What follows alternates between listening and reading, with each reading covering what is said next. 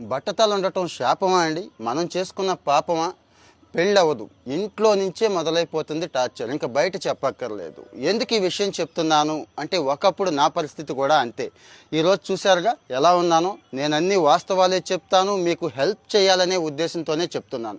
గతంలో కూడా ఇలాగే చెప్పారంటే, ఆ టీమ్ ఆఫ్ డాక్టర్స్ గతంలో లేరండి. యూఎస్ వెళ్ళిపోయారు. రీసెంట్‌గా వచ్చారు.